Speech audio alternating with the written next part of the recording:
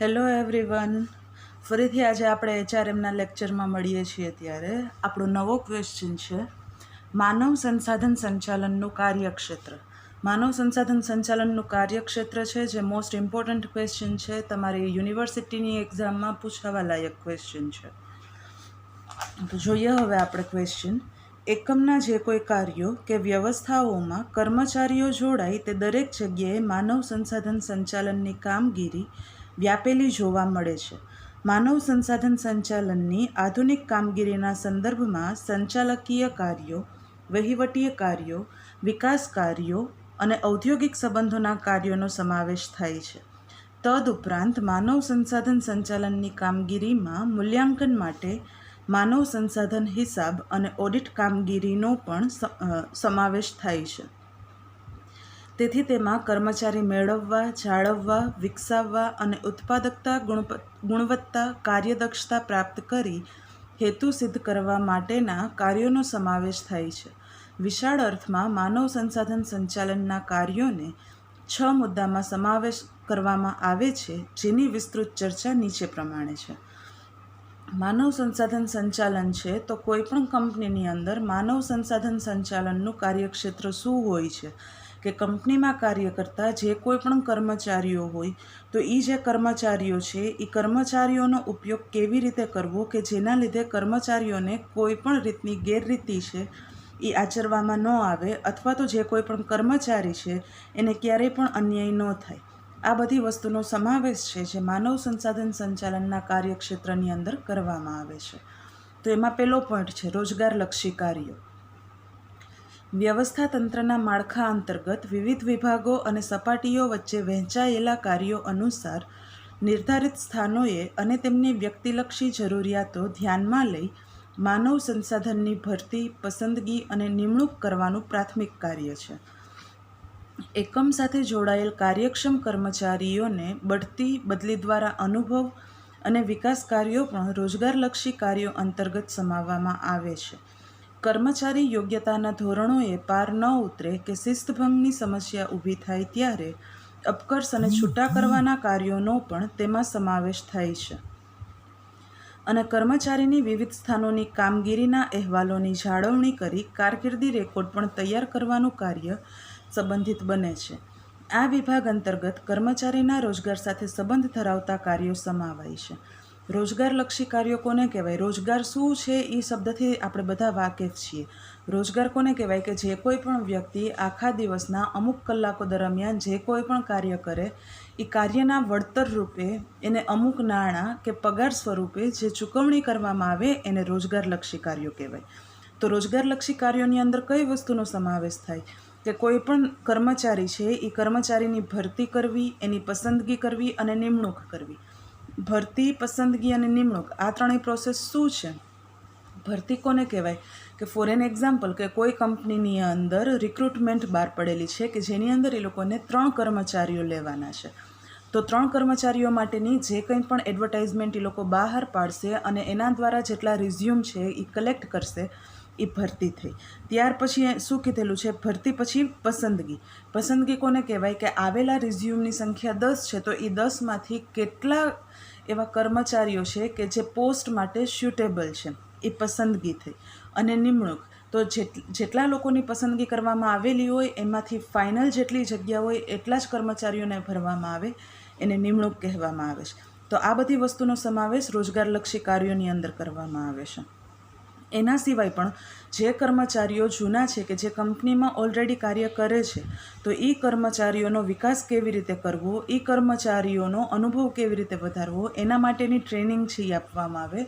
કોઈ કર્મચારી સરખું કાર્ય ન કરતો હોય તો એને પોતાની જગ્યાએથી નીચલી પોસ્ટ ઉપર મૂકવામાં આવે, એટલે કે એનું અપકર્ષ કરવામાં આવે, એનું પગાર ધોરણ છે એ ઓછું કરવામાં આવે. આ બધી વસ્તુ છે એનો સમાવેશ રોજગારલક્ષી કાર્યોમાં થાય છે.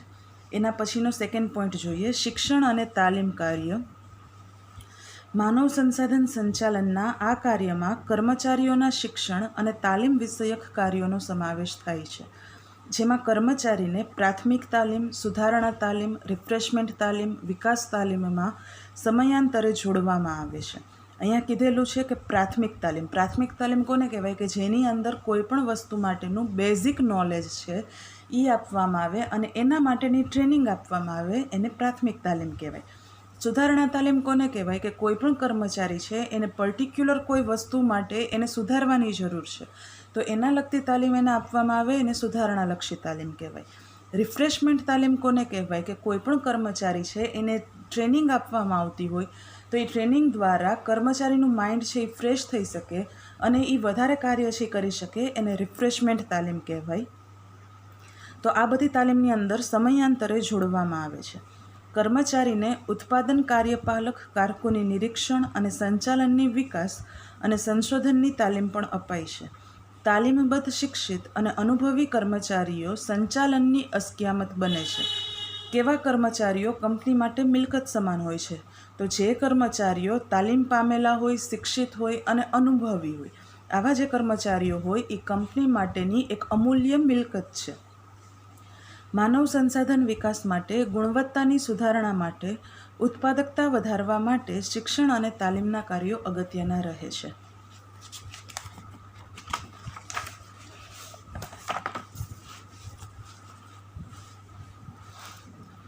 હવે આપણે જોઈએ એના પછીનો થર્ડ વન, વેતન ધોરણના કાર્યો.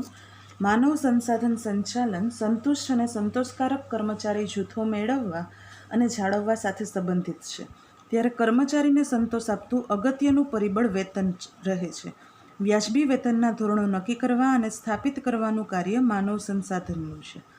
આ માટે સમગ્ર વ્યવસ્થા તંત્રના માળખામાં કાર્ય કરતા કર્મચારીઓને ધ્યાનમાં રાખીને વેતન નીતિનું ઘડતર કરવું, કાર્ય વિશ્લેષણ અને કાર્ય મૂલ્યાંકન દ્વારા વૈજ્ઞાનિક વેતન ધોરણો નક્કી કરવા, કાર્ય ગુણાંકન દ્વારા કાર્યક્ષમ કર્મચારીઓને બોનસ કે વધારાના વેતનનો લાભ આપવો, વેતન સમયગાળો કે વેતન ધોરણે અનુસાર કાર્યની શરતો નક્કી કરવી જેવી અગત્યની બાબતોનો સમાવેશ થાય છે.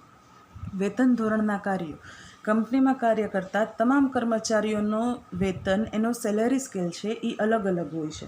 તો કર્મચારીઓને સૌથી વધારે સંતોષ કંપનીના વેતન ધોરણના કાર્યોથી આપવામાં આવે છે. કર્મચારી જેટલું કાર્ય કરશે એ પ્રમાણે જો એને વેતન આપવામાં આવતું હશે તો કર્મચારી છે એ વધારે મોટિવેટ થઈ અને કંપનીના સારા માટે વધારે કાર્ય કરી શકશે. એના પછી છે ઔદ્યોગિક માનવ સંબંધો. માનવ સંસાધન સંચાલન ઔદ્યોગિક માનવ સંબંધો જાળવી એકમમાં ઔદ્યોગિક શાંતિ અને સંવાદિતતા આપવા સાથે સંબંધિત છે. આ માટે ઔદ્યોગિક સંબંધોની નીતિ નક્કી કરવી, વિખવાદ ઊભા થાય તો તેના નિકાલ માટેની યોગ્ય પ્રક્રિયા બનાવવી, ઔદ્યોગિક કર્મચારીઓની સહભાગીદારી દ્વારા કાર્યો, કર્મચારી સંગઠનો સાથેની વાટાઘાટો જેવી મહત્ત્વની બાબતોનો સમાવેશ થાય છે. કાર્ય સમિતિ બનાવી સહકાર અને સંવાદિતાનું વાતાવરણ સ્થાપિત કરી સહકાર અને સમન્વયની ભાવના વિકસાવવા સાથે સંબંધિત છે. ઔદ્યોગિક માનવ સંબંધો કોને કહેવાય? તો કંપનીની અંદર કાર્ય કરતા તમામ કર્મચારીઓ છે એ કર્મચારીઓને એના ઉચ્ચ સંચાલન દ્વારા અથવા તો ઉચ્ચ સંચાલન સાથે કે બીજા કોઈ પણ કર્મચારીઓ સાથે કોઈ પણ ઝઘડા, કોઈ પણ વાટાઘાટો જ્યારે ન થાય એના માટેનું ધ્યાન રાખવામાં આવે. જો એક કર્મચારીને બીજા કર્મચારી સાથે અણબનાવ બને તો એના પરિણામે શું થાય કે કર્મચારી સંગઠનો વચ્ચે ઘર્ષણ છે એની સ્થાપના કરવામાં આવે. પરિણામે કર્મચારી છે એ હડતાલ ઉપર જતો રહે, તાળાબંધી ઉપર જતો રહે, તો જેની ઇફેક્ટ છે એ કંપનીને વધતા ઓછા અંશે ભોગવવી પડે. તો એટલા માટે માનવ સંસાધન સંચાલન દ્વારા ઔદ્યોગિક માનવ સંબંધો સારી રીતે સ્થપાયેલા રહે, કર્મચારીઓનો કોઈ પણ પ્રશ્ન હોય તો એનું નિરાકરણ છે કે જે સંતોષકારક એને મળી રહે એટલા માટે ઔદ્યોગિક માનવ સંબંધોની સ્થાપના કરવામાં આવે છે. ત્યાર પછી છે આરોગ્ય અને સલામતીના કાર્યો. માનવ સંસાધન સંચાલનના આરોગ્ય અને સલામતી વિષયક કાર્યોને ધ્યાનમાં રાખીને વ્યવસ્થા તંત્રમાં તેમજ ભૌતિક વ્યવસ્થામાં તેનું આયોજન થાય છે, જેમાં દાક્તરી સારવાર, હોસ્પિટલ, દવાખાનાની સુવિધા, જોખમી કાર્યો માટે બચાવ સંરક્ષણ સાધનો, જરૂર પડે આકસ્મિક સર્જાતા અકસ્માતોથી બચવા માટેની તાલીમ, સામાજિક સલામતીની અને રોજગાર સલામતીની યોજનાઓ, કારખાના અને ઓફિસ બિલ્ડિંગમાં આરોગ્યપ્રદ વાતાવરણ, આવશ્યક સુવિધાઓ, હવા ઉજાસયુક્ત ખુલ્લા વાતાવરણની અંદર કામગીરી વગેરેનો સમાવેશ કરવામાં આવે છે. કંપનીની અંદર કાર્ય કરતા તમામ કર્મચારીઓ છે એ કંપની માટે મિલકત સમાન છે.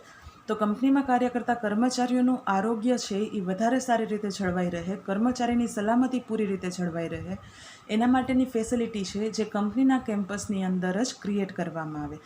તો કેવી ફેસિલિટીનો એમાં સમાવેશ કરવામાં આવે, જેમ કે દાક્તરી સારવાર છે, હોસ્પિટલ છે, અમુક દવાખાનાની સુવિધાઓ હોય, અમુક એવી હોય કે ભાઈ કંપનીની અંદર અચાનક આગ લાગે તો કોઈ કર્મચારી છે એ એમાંથી સેફલી રીતે કેવી રીતે બહાર આવી શકે, આ બધી વસ્તુનું ધ્યાન રાખવામાં આવે. એને આરોગ્ય અને સલામતીના કાર્યો કહેવાય. ત્યાર પછી છે કર્મચારી કલ્યાણ નિધિના કાર્યો.